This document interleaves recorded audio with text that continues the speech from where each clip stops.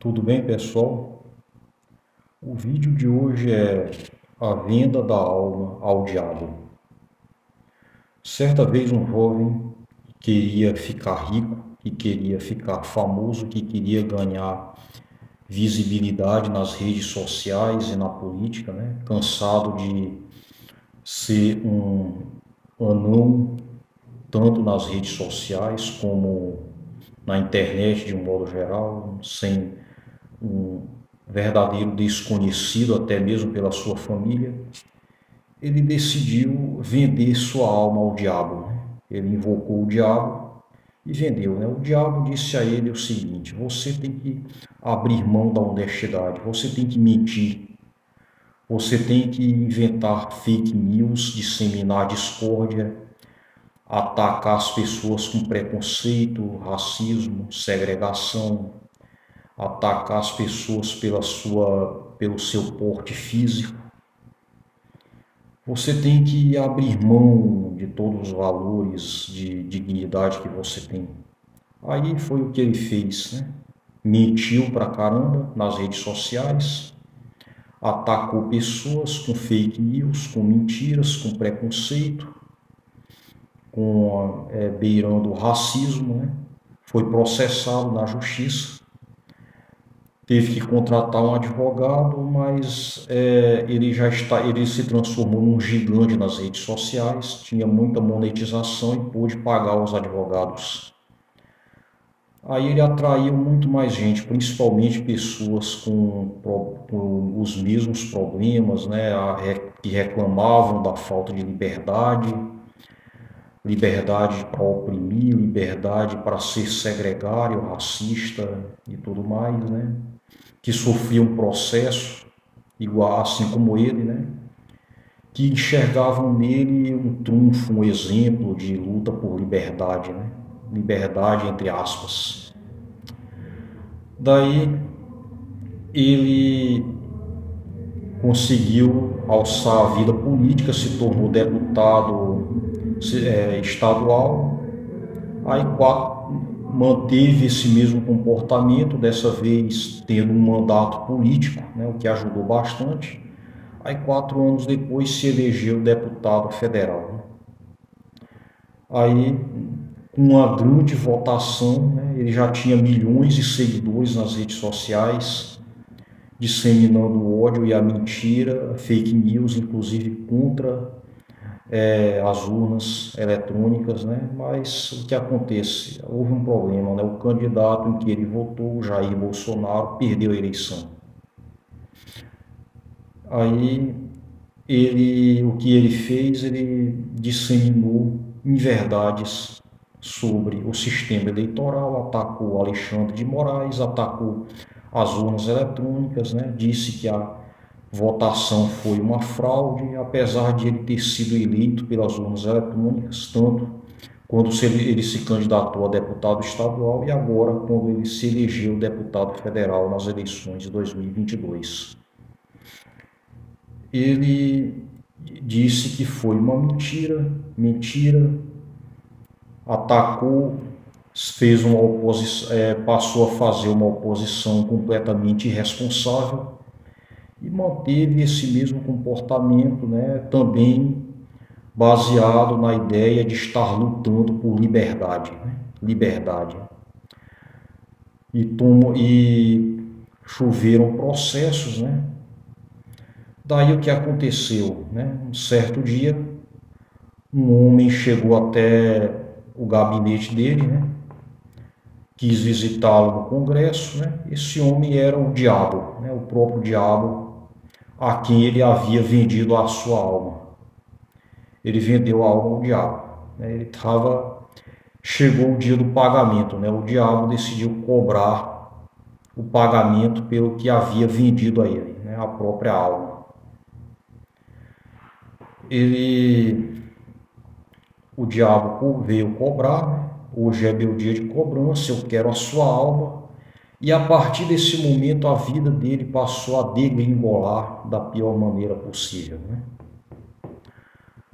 Ele descobriu que os assessores que ele havia contratado eram todos fanáticos, alienados ideologizados pelo gabinete do ódio, né? Eram bolsonaristas fanáticos. Um havia matado a mulher e respondia processo, outro era suspeito de ter matado, né? Mas eles diziam que as acusações contra eles tinham teor político, aí conseguiam se livrar com ajuda, atacando a mídia, atacando os juízes que o processavam, atacando o promotor os promotores que o haviam denunciado. Então, de repente, todo mundo no gabinete dele tinha problemas com a Lei Maria da Penha, já tinham agredido a mulher, né? E os seguidores dele se fanatizaram, alguns estiveram no 8 de janeiro, né, naquela quebradeira, no vandalismo na Praça dos Três Poderes, né? E muitos estavam presos, ele foi obrigado a contratar advogados, usando o seu próprio salário. Os seus seguidores nas redes sociais se dividiram entre os que achavam que ele deveria renunciar ao mandato, já que ele atacava as urnas eletrônicas, e os que achavam que ele deveria continuar no mandato, já que deveria supostamente mudar o sistema de dentro para fora, né? E os seguidores que estavam presos atacavam ele, atacavam o presidente Bolsonaro, atacavam tudo, achavam que deveria ter intervenção militar, e inclusive para prender ele, para colocar ele na cadeia. Ele se viu obrigado a ir para as redes sociais também defender intervenção militar, mesmo contra a sua vontade. Ele começou a defender quase tudo que ele defendia nas redes sociais era contra a sua vontade.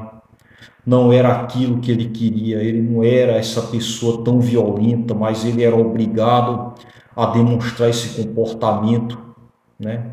Que ao invés de unir o Brasil, desunia o Brasil, na verdade até seus próprios seguidores nas redes sociais, seus próprios eleitores estavam desunidos, porque uns concordavam, outros discordavam, uns tinham comportamento violento, só que aqueles que tinham comportamento violento eram mais ativos nas redes sociais, eram os que tinham mais voz, eram aqueles que tinham um discurso segregário, preconceituoso, eram os que tinham voz nas redes sociais, não é? E tudo começou a se dividir, né? Ele não queria só aquela monetização, o salário de deputado, ele queria mais monetização nas redes sociais, ele queria ficar rico, ele queria se tornar milionário, ele queria ser listado na lista da Forbes como um dos milionários, né? Importante era ter fama e dinheiro. O problema é porque fama tinha a ver com uma unidade entre seus seguidores. Não existia essa unidade. Tudo estava se degringolando.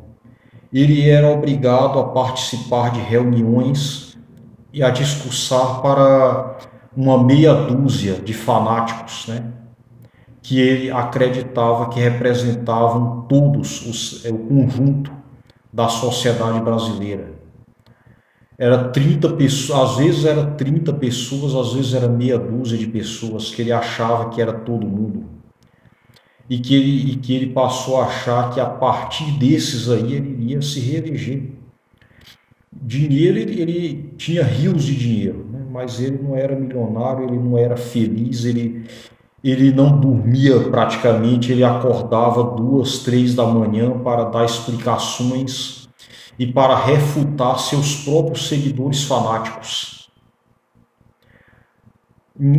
Alguns deles da sua própria família, pessoas que o haviam apoiado, uns achavam que ele havia se tornado fanático e outros achavam que ele não era fanático o suficiente.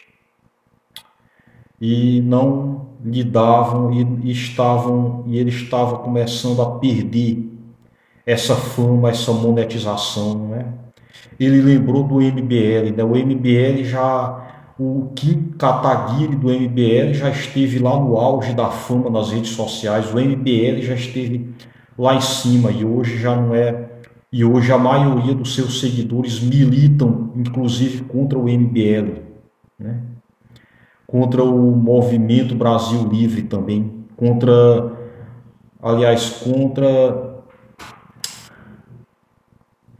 o movimento Vem Pra Rua, outro movimento que, apesar de ter um discurso fanático, caiu no esquecimento, caiu no ostracismo.